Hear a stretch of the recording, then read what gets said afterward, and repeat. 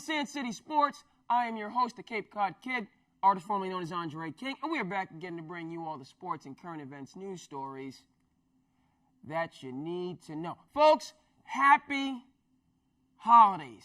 Happy holidays from me to you, whatever it is that you're celebrating during this time of year. For me, first and foremost, I celebrate warmth. I am, at many points in time, a fair weather fan, and I'm certainly a fair weather human being. So this cold weather, this cold season, it is not my cup of tea. Some people enjoy it. You know, you hear those folks out there, you know, people out there say, oh, well, you can always put more clothes on, you can only take more clothes off. Give me the humidity. Love the humidity. Okay, because I've learned how to live in the humidity. My brother's in town for the holiday. He resides out in Arizona. A lot of my family live out in Arizona. And they're always talking about, well, it's a dry heat. You know, 115, but it's a dry heat. Okay, point taken. Sure. You know, there is a difference, you know, in terms of, when you have the scorching heat, but, at night, the temperature drops considerably, and you don't have the humidity versus here on the coast, in Cape Cod, the peninsula, and, we got that good humidity in the summer. And I love every bit of it because I've learned through much trial and error how to survive. Little tip, from me to you. We don't got AC, my bailiwick. Some of you got the AC. Good for you. You make it work that way. You need multiple fans to survive the humidity. That's how I get down. 2 fans, sometimes 3 if need be, in one room. Okay? That keeps the air circulating, moving, and grooving. And especially during the July, the heat wave month, you got to have that fan close to you, right next to the bed. Or right next to the chair, wherever you're located. During July on the Cape, you need a fan 3-4 feet, max. Okay, then another fan at another point in time, another place in the room to keep it, and then you're good. I love it. Cape League game is beautiful. Love the Cape League. Love the summer. Love the humidity. All right, winter is coming. We know this. Winter is here. Okay, could have swore I saw a white walker. All right, banding about. I walk my dog at night. Carlton. My dog, holds down the fort. We go for our walks at night. And occasionally, I might see a yodi. Might see a coyote out there, but then they don't bother with us. And then on a more rare occasions, sometimes I feel like I'm, the Night's Watch, where they sent Mr. Jon Snow, so he could, learn what he needed to learn to become the King of the North. Night Watch, folk out there, about beyond the wall, you see some of them White Walkers. I may or may not have seen a White Walker, in this frigid cold weather. But it is what it is. All right, I digress. SandCity Sports, again, the happy holidays, and let's just get through this winter, and let's get right into it. The Dallas Cowboys are the Dallas Cowboys. They are, I'm stealing, I don't care, who we thought they were. And this is the overwhelming story today. It should be, because it incorporates so many things that highlight and confound about our American society. So they lost to the Eagles. They did not score a touchdown. Their plane would not get up off the runway. They had to sit there and wait for an hour or 2 hours after the game, which I think is rather curious. I wonder, would this have been the circumstance had they won? But, once again, the most profitable sports franchise in the world has an underwhelming season, whether they get one of those handful of playoff wins that they've amassed since they got rid of a good man and a great coach in Jimmy Johnson. That won't be the case. Missing the playoffs, it happens with regularity.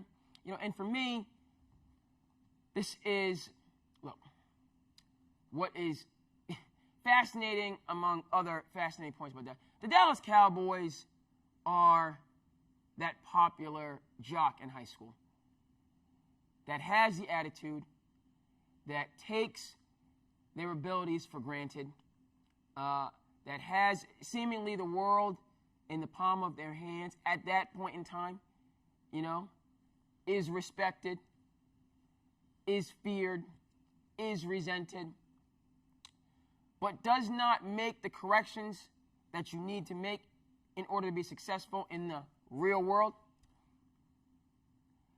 And so, as they say, the great documentary, Unguarded, great 30 for 30, they're like a comet flashing across the sky, and they graduate high school, and that, sometimes, unfortunately, is the pinnacle.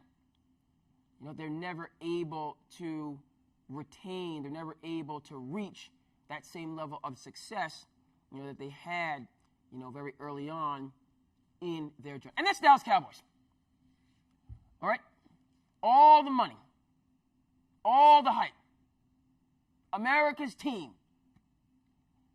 state of Texas, where I've heard football is somewhat important.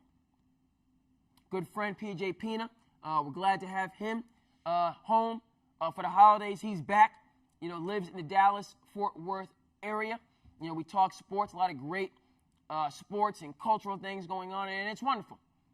But, when you're building $50 million stadiums for high school athletics and football in particular, that tells me that this game is important in your particular society, in your particular, region, of the nation state.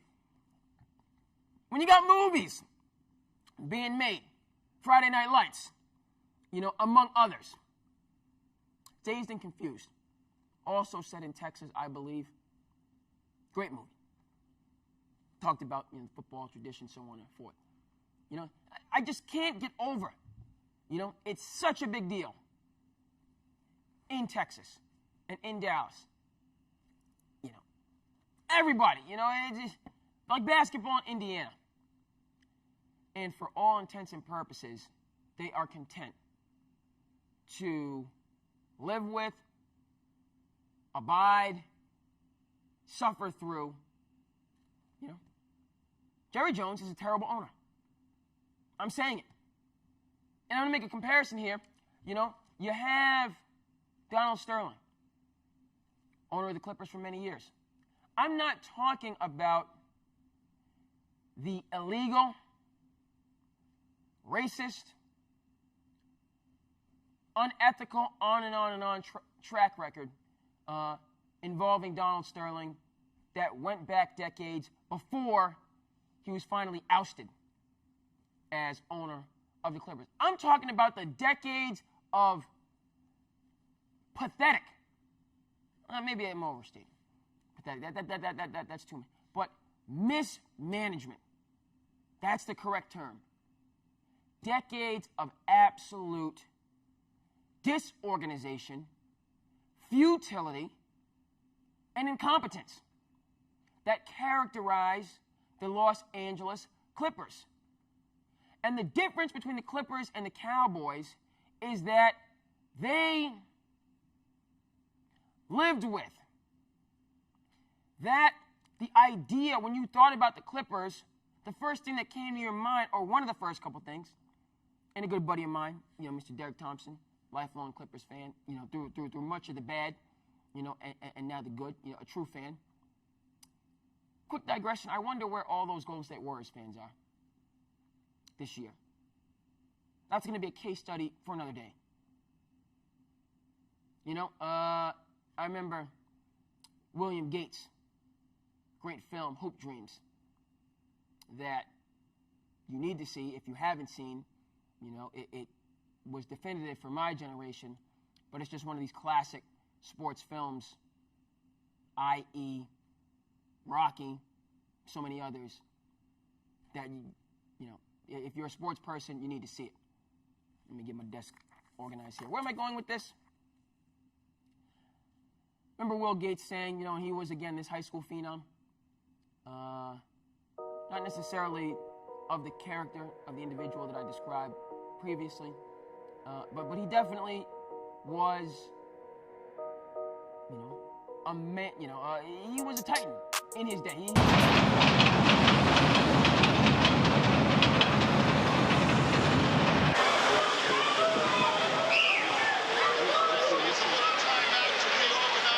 Chances of a West comeback are slipping away. Aguirre for seen an all-star game that had such spectacular passing and plays and thundering plays like this. From beginning to end, Billy. Oh, what a way to end this ball game.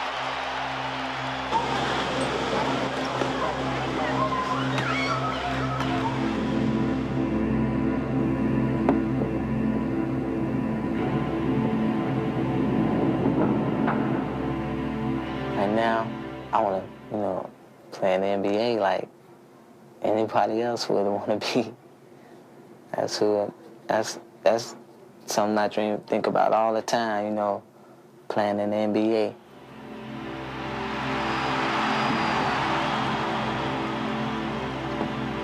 He was the guy. Can't think of a particular adjective. But in retrospect, looking back, you know what he said? He said, when you got it going on, they will ride the wave right with you. But when you cease to be that all-world, can't-miss prospect and player, where are they now? Yeah. And that's the story of the Golden State Warriors this year. When you get back to that, that was the story of the Los Angeles Clippers for decades. Losers, bums, no good franchise, laughing stock. And clearly Steve Ballmer has come in and changed that narrative 180 degrees all the way around. What the heck does this have to do with the Dallas Cowboys? Folks, America's team, Jerry World, everything's bigger in Dallas, in Texas. That's all fugazi. It's fake. It doesn't exist. All right? In terms of dollars and cents, which I have quite few of, it is what it is. We grow where we're playing. I gotta do what I gotta do. You know what I mean? A lot of people out there, working people, it is what it is. Sure. But the comparison, the correlation is, again, Jerry Jones bought the Cowboys for, get that stat from the stage, on the screen, just over $100 million. And they are now worth in excess of $5 billion and going up. All right, so what I want to hammer home in this first segment, all right, that has gone on, possibly ad infinitum, but it needs to be said. Is that the Dallas Cowboys, yes, they're the LA Clippers. They're the New York Knicks. They're a bottom, yes, they're bottom feeders. I'm taking it there. Bottom feeders. When you look at what has transpired since they got rid of a great coach in Jimmy Johnson. And you know something? The reason that I feel most confident in stating that, a team like the Saints will go through years, possibly decades, I'm not, of difficult times, so on and forth. And a great point that was brought up, Marcus Spears, and know a lot of people from Louisiana, big Saints fans, that they can highlight this as well. And I took it for granted, frankly, is what Drew Brees and Sean Payton have done for that team, that franchise, and that region. So when I think of the Saints, that's what I get. That's the picture that I have in mind. Winning, innovation, hard work, determination, success over the years. The Dallas Cowboys, the reason that it's a pathetic football organization, is because they haven't had years of mediocrity, and this is what you see many times in the NFL. A team can break through and have that unbelievable season and either make it to the Super Bowl or win the Super Bowl. Carolina Panthers have been to a Super Bowl. We'll get that stat on the screen. But so many teams, you have a 1 year in the midst of the down years that you can point to. Where has that 1 year been since Jimmy Johnson left town? All right? Point, period, end of story. You you have a problem with what I'm saying, let me know. Whatever the case may be. That's how I feel. You know, on the one hand, there's all of this pomp and circumstance surrounding the Dallas Cowboys that is absolutely delusional. In relation to what the team actually produces for well-established reasons, let's start at the top. And that parallel between those two absolutely distinct universes is endlessly fascinating. And you know, I wonder, you have to wonder how much longer it will continue. But, you know, again, it's been going on 3 decades of this, you know, and so I have to say, I see it continuing well into the future. Now to another team that has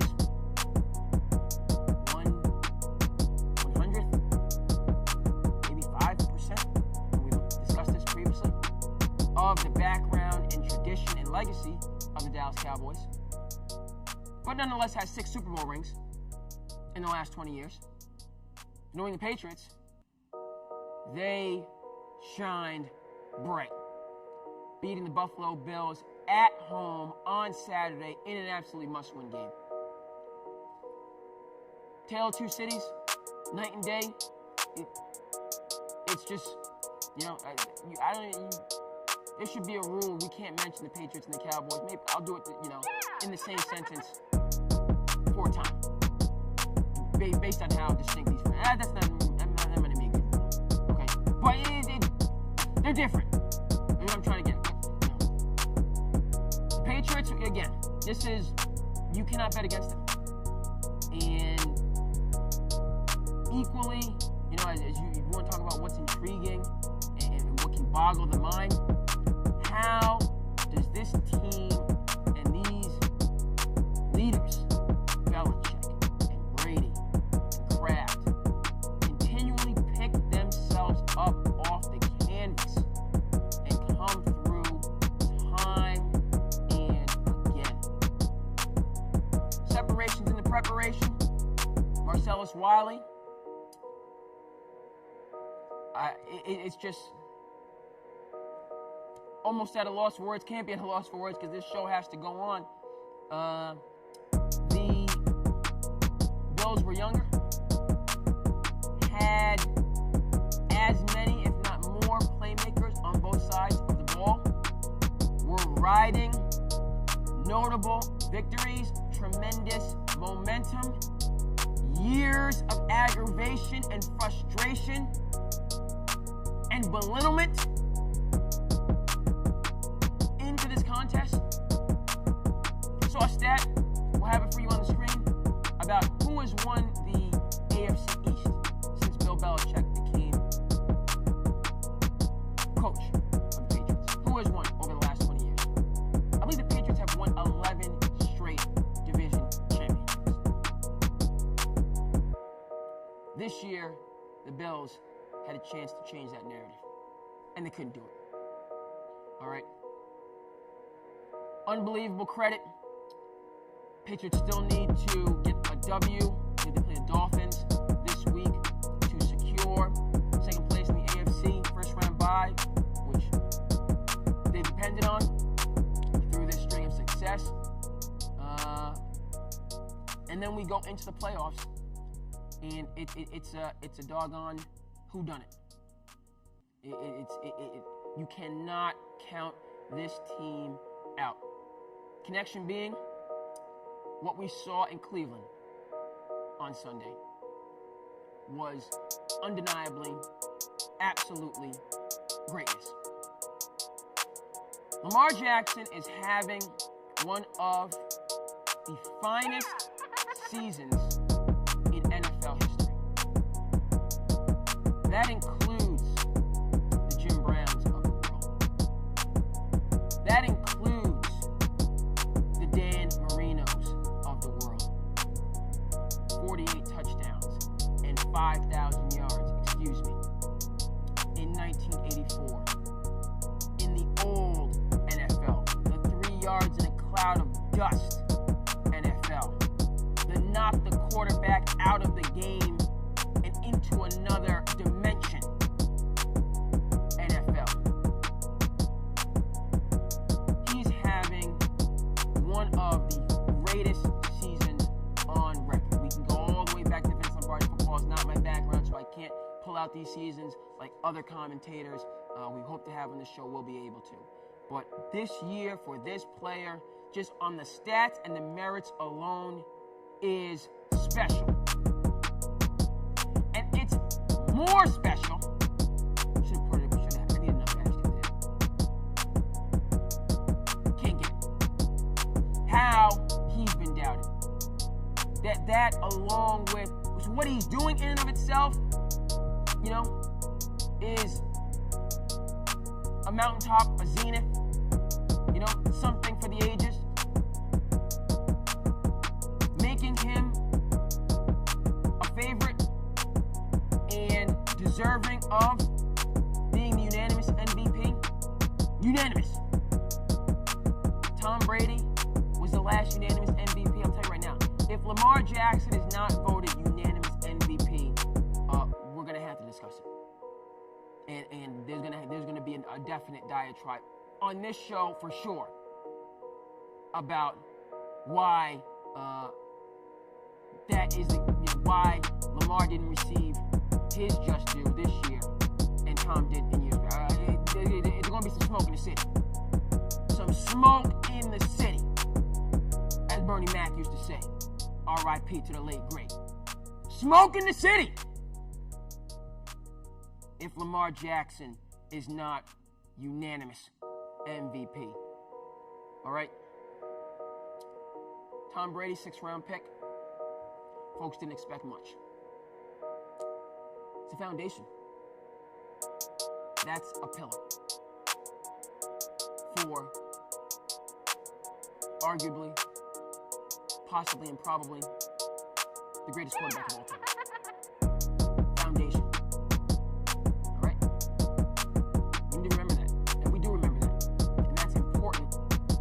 Holiday season and during every season, but particularly the holiday season. Okay, as we discussed last show, and I had no problem mentioning it again, it's tough. The holidays are tough. It's a time of reflection. It's a time where we are mindful of the many things we have to be thankful for. Mindful of friends and family and those not with us.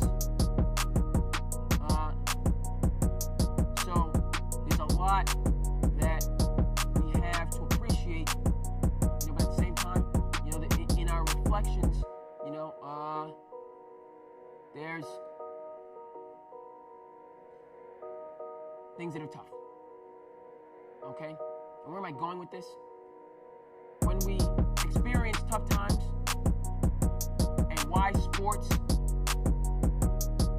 are so important is because we see examples of 6th-round picks. We see examples of people who were told they need to change position, that they would not succeed at what they had been doing up to this point in their life, even though they have won Heisman trophies. Experts told them with confidence and without batting an eye that it wasn't going to work out for them. And if they were wise, they would change and deviate and remove themselves from their chosen path.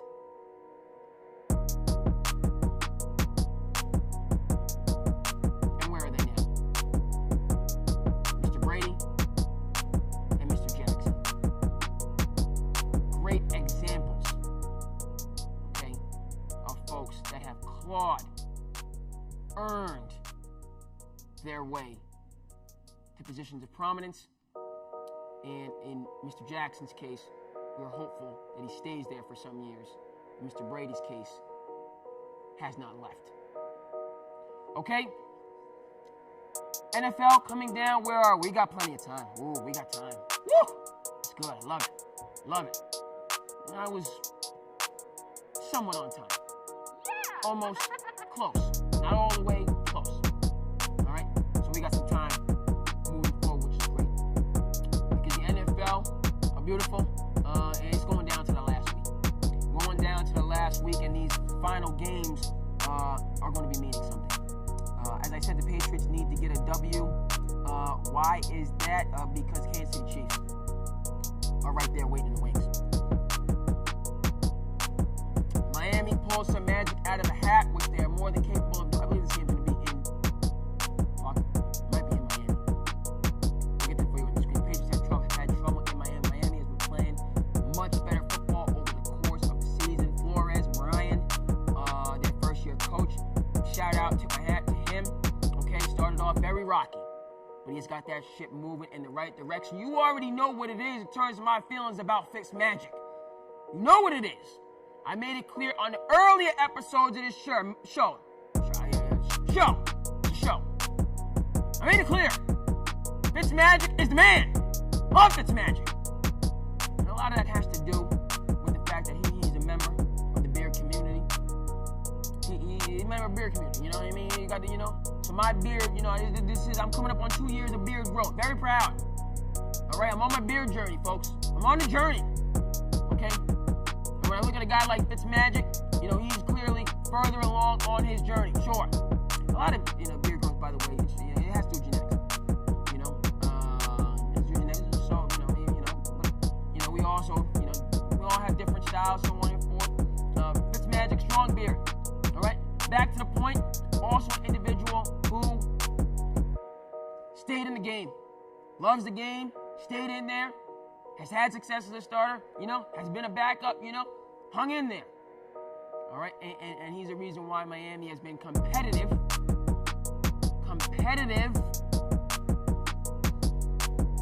right, I'm not with the Cowboys. All right, during this last part of the season, even though they might not necessarily have been winning, okay, they're learning the strategies, developing the tools to be able to have success going forward, and so they can't be taken lightly. Because the Patriots could get an L after this resounding victory, and if Kansas City wins, which they're probably going to do. Kansas City, folks, they might have the best offense in the NFL. I said it. The Ravens, they're number one. But do not, this is going in this Kansas City, dangerous. Last year was Mahomes' year. This year is Lamar Jackson's year. We cannot count out either one of these guys, especially going into the playoffs. And with Kansas City, you want to talk about something to prove. You want to talk about being slept on. You want to talk about what it could have, should have. They remember what happened last year when Arrowhead Stadium in the AFC Championship game. They remember. I know they do. Because I do. All right? I'm still, I mentioned it a number of times. I still, in terms of Bill Belichick's legacy, and the unquestioned greatness, you can talk all what you want about Spygate. He was wrong. Deflategate, wrong too. Okay? There's years, half centuries in between some of these infractions. And the beat goes on for the Patriots. Okay? So yeah, you know what I mean? Once a cheater, always a cheater, and let me get my desk in order here, man. Let me get the desk in order. We need to get the screen, the shot right. You're right! There are lowlights in this Patriots dynasty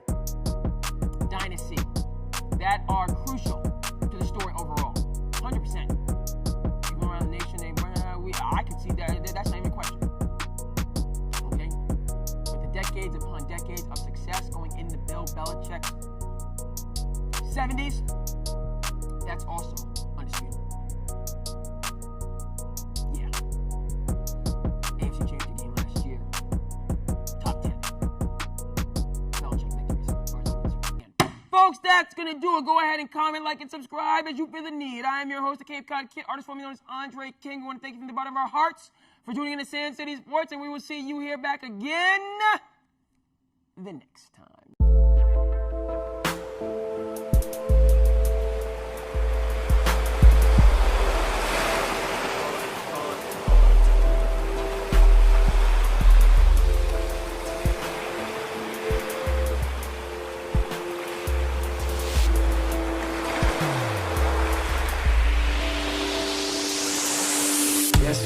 souls do sedate ourselves.